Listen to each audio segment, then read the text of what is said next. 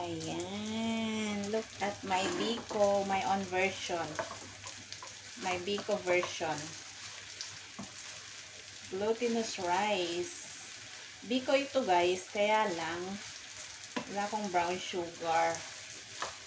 So, ang ginamit ko ay white sugar, kaya puti din ang aking Biko. Ayan. Ihalo-halo natin siya para mag-incorporate yung gata. Parang hindi yata Biko, ito parang suman. Suman sa kawali. Diba? Tapos lagyan natin ng cheese.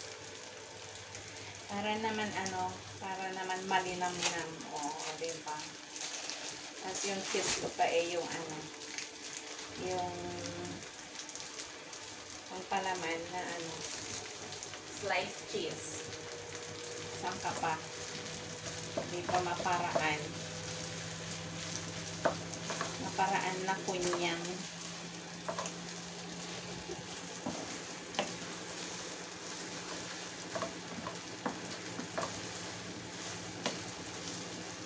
Hindi ko alam kung kulang sa tamis ito. Basta Biko. Biko. Basta puto. Hindi pala Biko ito ang labas. Puto.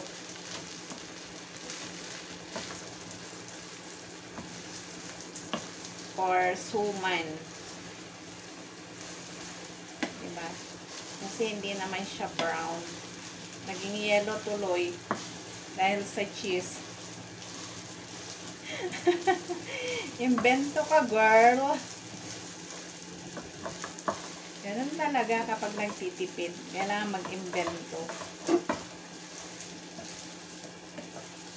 Ayan. O, diba? Malagkit na siya. Tikman ko daw. Tikman ko kung anong lasa.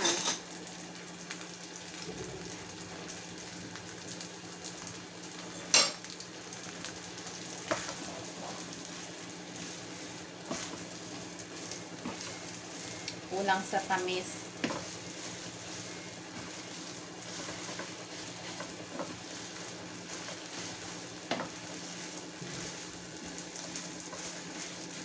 Kulang sa tamis. So, anong gagawin ko ngayon? Libudburan ko na lang ng asukal na. Or isaw-saw na lang sa asukal. Thank you so much. Bye!